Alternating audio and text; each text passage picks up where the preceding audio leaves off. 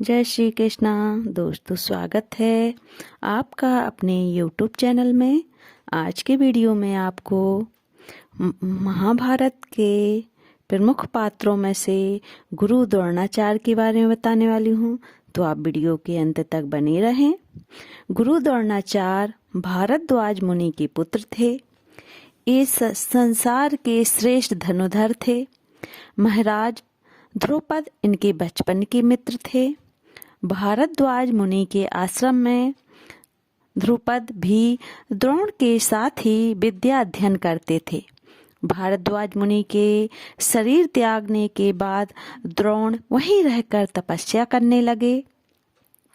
वेद वेदांगों में पारंगत तथा तपस्या के धनी द्रोण का यश थोड़ी ही समय में चारों ओर फैल गया। इनका विवाह शार्दूल मुनि की पुत्री तथा कृपाचार्य की बहन कृपि से हुआ।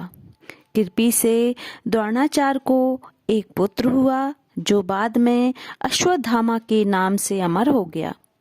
उस समय शास्त्र विद्याओं में श्रेष्ठ श्री परशुराम जी महेंद्र पर्वत पर तप करते थे। वे दिव्यास्त्रों के ज्ञान के साथ साथ संपूर्ण धनुर्वेद ब्राह्मणों को दान करना चाहते थे। यह सुनकर आचार्य द्रोण अपनी शिष्य मंडली के साथ महेंद्र पर्वत पर गए और उन्होंने प्रयोग रहस्य संहार विधि के सहित श्री परशुराम जी से संपूर्ण अस्त्र शस्त्रों का ज्ञान प्राप्त किया।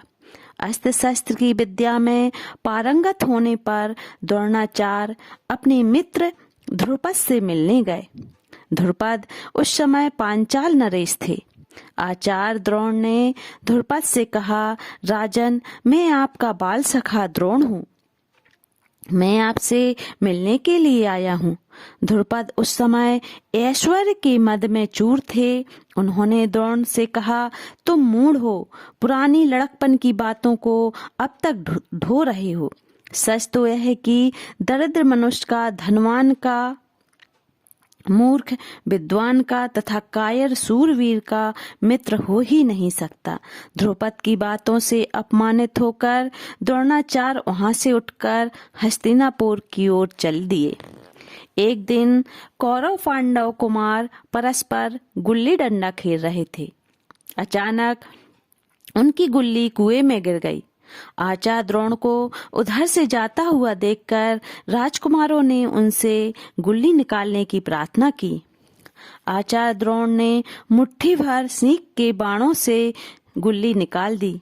इसके बाद एक राजकुमार ने अपनी अंगूठी कुएं में डाल दी। आचार्य ने उसी विधि से अंगूठी भी निकाल दी। द्रोणाचार्य के इस अस्त्र कौशल को देखकर राजकुमार आश्चर्यचकित रह गए। राजकुमारों ने कहा, ब्राह्मण, हम आपको प्रणाम करते हैं।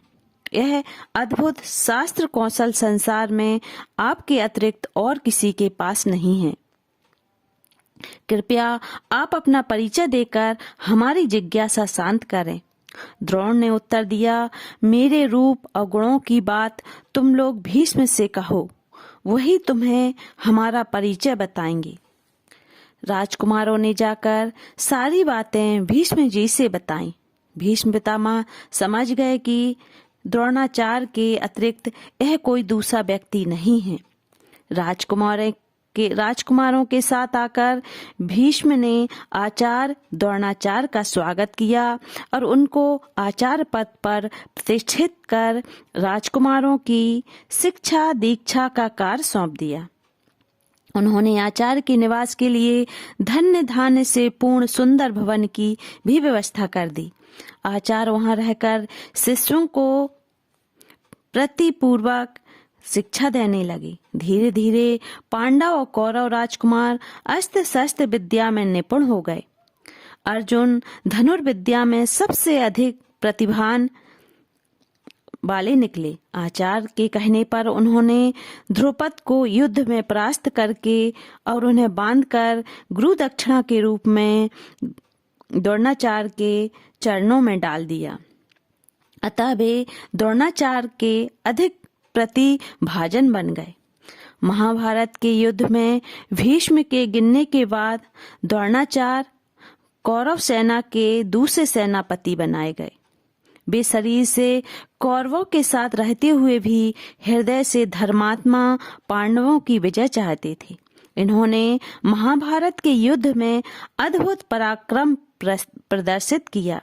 युद्ध में अश्वत्थामा की मृत्यु का समाचार सुनकर इन्होंने शास्त्र का त्याग कर दिया और धृष्टद्युम्न के हाथों वीरगति को प्राप्त हुए। तो ये थी महाभारत के प्रमुख पात्रों में से गुरु द्रोणाचार्य की कथा। आपको कैसी लगी कमेंट करके जरूर बताएं। जय